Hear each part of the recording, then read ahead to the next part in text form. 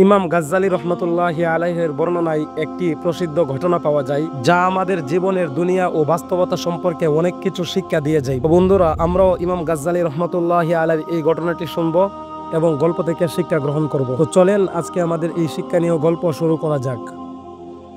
এক ব্যক্তি জঙ্গলে হাঁটতেছিলেন। হঠাৎ পিছন ফিরে দেখলেন একটি সিংহ তাকে তাড়া করছে। লোকটি ভয়ে সামনের দিকে দৌড়াতে লাগলেন। কিছুক্ষণ দৌড়ানোর পর সামনে তাকিয়ে দেখলেন একটি পানিবিহীন কুয়া দেখা যায়। কোনো কিছু না ভেবেই তিনি জীবন বাঁচাতে কুয়ার ভিতর দিলেন এক ঝাঁপ। কুয়ার ভিতর ঝাঁপ দেওয়ার পর তিনি দেখতে পেলেন ভিতরে একটি মাছ বরাবর রশি টানানো। তিনি সেই রশিতে গপ করে ধরে ফেললেন দুই হাতে শক্ত করে, এবং ওই অবস্থাতেই তিনি দীর্ঘক্ষণ ঝুলে রইলেন। পরক্ষণেই তিনি উপরের দিকে তাকিয়ে দেখলেন সিংহটি তার অপেক্ষায় উপর থেকে নিচের দিকে তাকিয়ে রয়েছে। উপরে বিপদ বুঝে তিনি নিচের দিকে তাকালেন। নিচের দিকে তাকিয়ে দেখেন একটি কুমির তার দিকে উপরে হা করে তাকিয়ে আছে। উপরেও বিপদ, নিচেও বিপদ, বিপদের উপর আরো বিপদ। লোকটি যে রশিটি ধরে ঝুলেছিলেন সেই রশির ডান দিকে তাকিয়ে দেখে সাদা একটি ইঁদুর কুটকুট করে তার রশিটি কাটতেছে। লোকটি এবার মৃত্যু ভয়ে আতঙ্কিত হয়ে বাম দিক তাকালেন। বাম দিকে তাকিয়ে তিনি আরো ভয় পেয়ে গেলেন। দেখলেন বাম দিকে আরেকটি ইঁদুর কালো কুচকুচে, সেটিও কুটকুট করে তার রশিটি কাটতেছে। এমন কঠিন মুহূর্তে তিনি কি করবে তা বুঝতে পারতেছিলেন না। কূপের সাথে লাগানো একটি গাছের ডালা সেই কূপের উপরে ছিল, যাতে একটি মৌমাছির মধুর ছাক ছিল।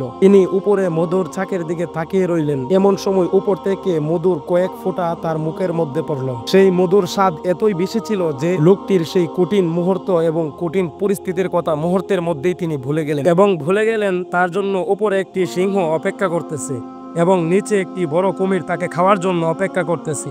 ডান দিকে সাদা একটি ইঁদুর কুটকুট করে তার রশিটি কাটতেছে, এবং বাম দিকেও একটি কালো কুচকুচে ইঁদুর কুটকুট করে তার রশিটি কাটতেছে। এমন ভাবে যতই সময় যাচ্ছে ততই তার মৃত্যুর সময় গনিয়ে আসছে।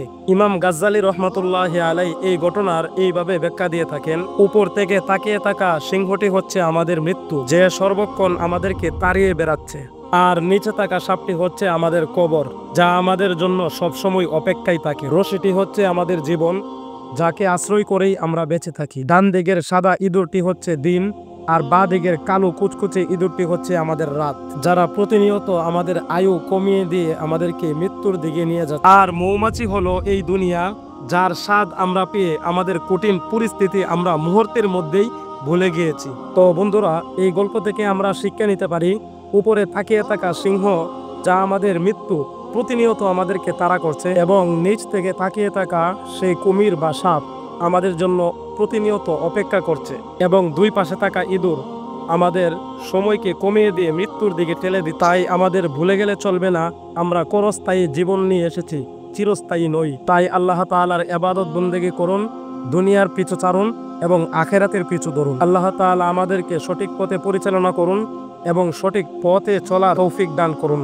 আমিন। বন্ধুরা, এই পর্যন্ত যারা ভিডিওটি দেখেছেন সবাইকে ধন্যবাদ। আপনারা এই ভিডিওটি হয়তো 3 মিনিটে দেখছেন। এই ভিডিওটা বানাতে আমার 3 ঘন্টার পরিশ্রম আছে। তাই আপনারা একটি লাইক, একটি কমেন্ট, একটি শেয়ার করে, আর যদি ভালো লাগে সাবস্ক্রাইব করে আমাকে নতুন ভিডিও বানাতে উৎসাহ প্রদান করবেন। ধন্যবাদ সবাইকে। আসসালামু আলাইকুম ওয়া রাহমাতুল্লাহি ওয়া বারাকাতুহু।